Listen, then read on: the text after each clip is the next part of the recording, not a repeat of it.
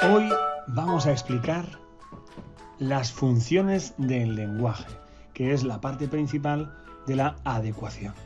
Las funciones del lenguaje y cómo influyen en el texto.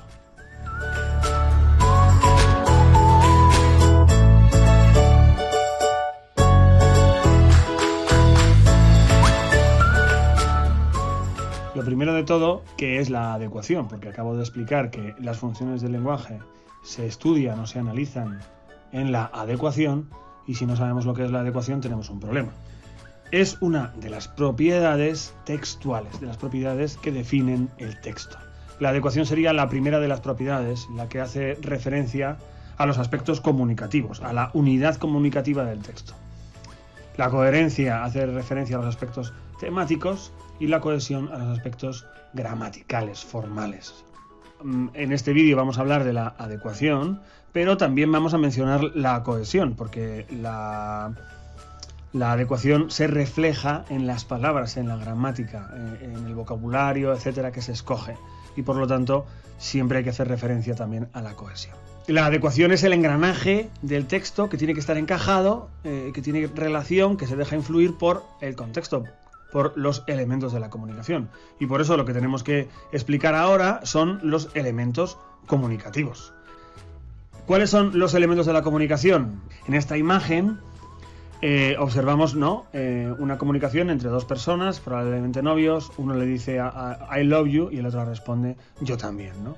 En los elementos de la comunicación, en primer lugar, está el emisor, el que emite la señal que envía al receptor un mensaje. En este caso, primero el emisor es el chico que envía el mensaje I love you, esas tres palabras serían el mensaje, a la chica, y la chica responde otro mensaje de dos palabras esta vez, yo también.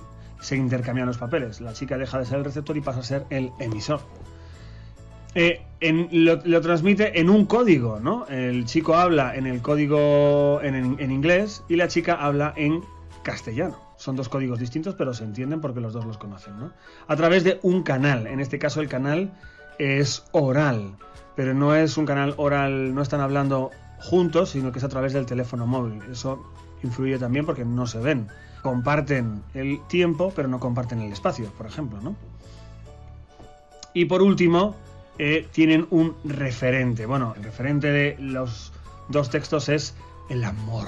No hay que confundir el mensaje, que son las palabras que se utilizan, el texto en sí, con el referente, que es de lo que habla, a lo que se refiere esas palabras. Vamos a poner algunos ejemplos de los elementos de la comunicación, ¿no? En situaciones reales. Uno, por ejemplo, sería la retransmisión de un partido de fútbol, ¿no?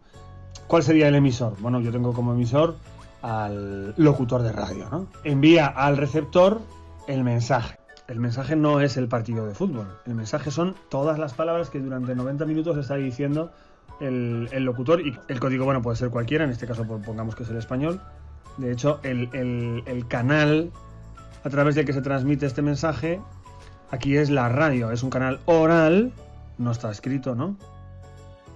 Y por último, el referente. El referente sí sería, aquí en la imagen se ve muy bien porque el locutor está retransmitiendo, mirando el partido de fútbol, ¿no? Otro ejemplo. En este caso tenemos un anuncio, pedazo de anuncio tremendo, ¿no? Que está puesto en la carretera. El emisor, ¿cuál sería? A primera vista podríamos pensar, pues el emisor es esa chica, ¿no? Que está abriendo la boca. No, la chica no es el emisor. El emisor es el diseñador que ha creado ese cartel. ¿El receptor cuál es? Pues hay que distinguir el receptor del destinatario. El receptor podemos ser nosotros, pero en realidad el destinatario son los coches que van por la carretera. ¿Quién puede parar en la cadena de restaurantes de carretera? El mensaje. Fijaos que el mensaje es el texto, no lo que me quieren decir, sino los signos que utilizan para decírmelo. En este caso hay dos tipos de signos. Hay palabras, es decir, signos verbales, y hay signos que son visuales, es decir, imágenes, ¿no? El código que sería el inglés y luego el código visual, ¿no? Que estudian los diseñadores gráficos, ¿no? Por último, el canal no es auditivo, no es oral como la radio o el teléfono, sino que en este caso es visual. Entra por los ojos, es distinto, ¿no? Y por último, el referente, que sería eso, de lo que estamos hablando, de que vengas a comer. ¿Cuál es el elemento de la comunicación más importante en cada uno de los dos ejemplos que os he puesto? porque según qué elemento de la comunicación es más importante, decimos que predomina una función del lenguaje. Las funciones del lenguaje tienen una doble definición. Por un lado es cómo se refleja la intención del emisor, o sea, por un lado es la intención que tiene el emisor, que quiere conseguir el emisor, y por otro lado es el predominio de un elemento comunicativo u otro en el texto. Vamos a ver las 6 funciones del lenguaje porque hay una para cada elemento. Las 3 de la izquierda, referencial, emotiva y apelativa, son las más comunes, las más importantes y que suelen salir en todos los comentarios del texto. La metalingüística, la poética y la fática son menos habituales. Quizá la poética sí, porque si hablamos de lenguaje literario, pues sí que se habla de función poética, ¿no?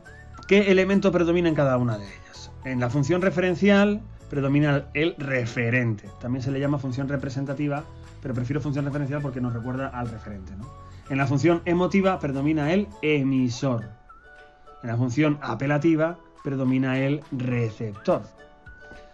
¿Esto qué quiere decir? Cuando predomina el referente es porque estamos explicando, describiendo, contando algo y lo único importante es el objeto. Por lo tanto, el texto va a ser muy objetivo, se caracteriza por la objetividad.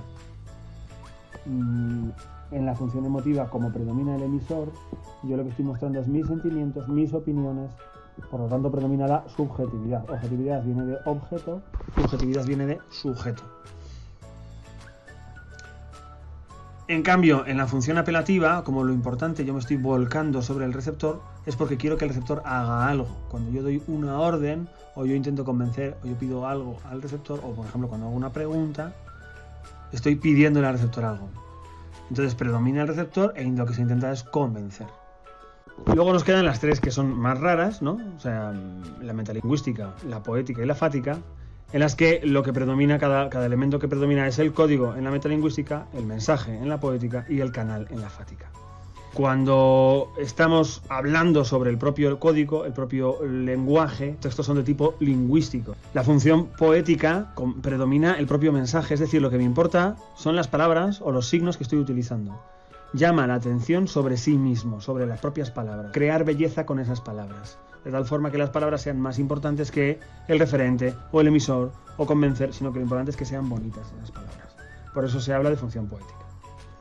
Y por último, la más rara o la menos utilizada de todas junto con la metalingüística es la función fática, en la que lo único importante es establecer contacto, ver que el canal está funcionando. Por ejemplo, hablando por teléfono se ve muy bien. Cuando llamas por teléfono, lo primero que haces es saludar de una manera determinada, sí, dígame, para establecer contacto con la otra persona.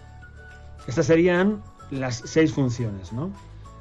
Vamos a ver qué función predominaba en cada uno de los ejemplos que vimos antes. En la retransmisión del partido de fútbol, pensar cuál es el elemento más importante, porque eso nos ayuda a ver cuál es la intención. O sea, las funciones del lenguaje son el elemento importante y la intención. Estoy hablando del partido de fútbol. Luego, lo importante es la función referencial. Y al mismo tiempo estoy expresando mis sentimientos, ¿vale? La función referencial y la función emotiva no suelen ir solas, ¿vale? Yo puedo tener un texto en el que solo salga el objeto y un texto en el que esté yo todo el rato yo hablando de mí. Pero no es lo normal. Lo normal es que se hable un poco, que salga un poco el referente y salga un poco subjetivo, ¿no? En un partido de fútbol, una retransmisión, de un partido de fútbol, eso se ve muy bien, porque estoy hablando del partido de fútbol, pero al mismo tiempo lo estoy hablando con pasión, con sentimiento. Incluso el locutor puede ser de un equipo. En esta otra, ¿qué? Tenemos un anuncio, es un anuncio. ¿Qué es lo que pretende en un anuncio? Convencer. Luego importa la función apelativa. Pero ¿cómo me convence? Me convence llamándome la atención. O sea que las 2 que predominan en este caso son la apelativa y la poética. Está utilizando un signo que como que sale de su sitio. Eso es lo que hace el arte. Sacar de lo habitual. En este caso sería la cara, ¿no? La recorta, la hace gigantesca. Y casi es una metáfora. Parece que te estás comiendo los coches, ¿no? Por lo tanto, es un lenguaje literario, ¿no? Se entiende entonces la función poética y la función apelativa. Las funciones del lenguaje, por lo tanto, habíamos dicho que son la intención del emisor, cómo se refleja en el texto y el predominio de los elementos comunicativos en el texto. Entonces ahora nos queda otra parte. Nos queda ver ¿Cómo se refleja en el texto, ¿no?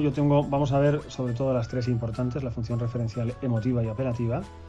Y en el texto se refleja en distintos elementos como la persona, el modo, la modalidad, el vocabulario, los cuantificadores, es decir, en elementos de la cohesión. Ya adelantamos de que íbamos a hablar no solamente de la propiedad textual de la adecuación, sino también de la propiedad textual de la cohesión, que es la que abarca los aspectos gramaticales, el lenguaje, las propias palabras, ¿no? La función referencial en el nivel de las personas, como yo estoy hablando de un objeto, pues lo que abunda más es la tercera persona.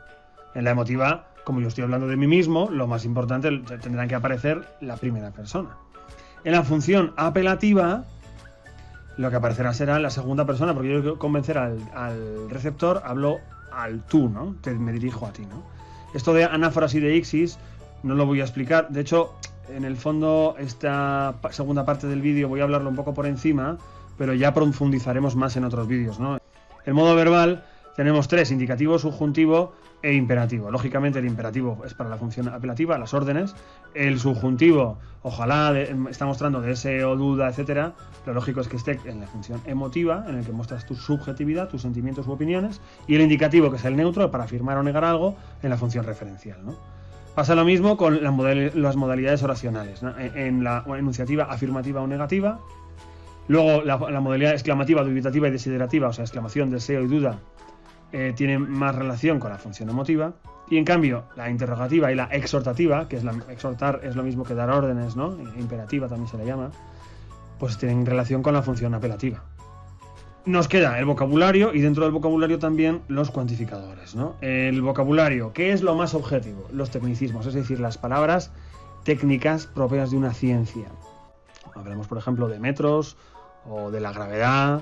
Otro vocabulario propio de la función referencial, los adjetivos que no parecen adjetivos, que son adjetivos especificativos.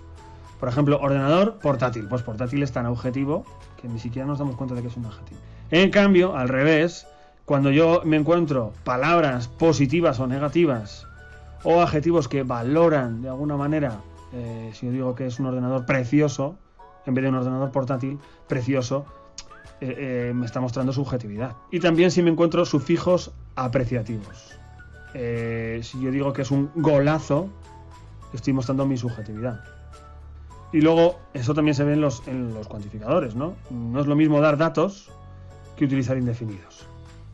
No es lo mismo decir que una persona está muy gorda con el muy, ¿vale? Tengo un adjetivo valorativo y además tengo un muy, que es un indefinido, ¿vale? Que está dándole intensidad, más subjetividad todavía.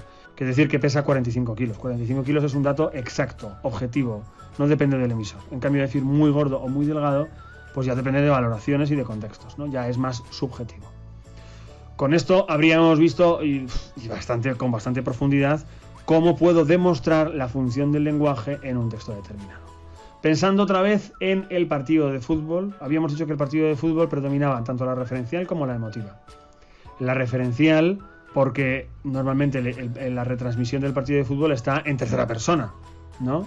En indicativo. No es fulanito pasa no sé quién, marca gol. Todo está en tercera persona. Pero, fijaos que hay muchísimas exclamativas, muchísima exclamación, y luego términos positivos y negativos, sobre todo eso se nota cuando el que retransmite es de un equipo o de otro. Adjetivos valorativos y sufijos, ¿no? Digo golazo, pedazo de menudo gol, qué penalti más injusto.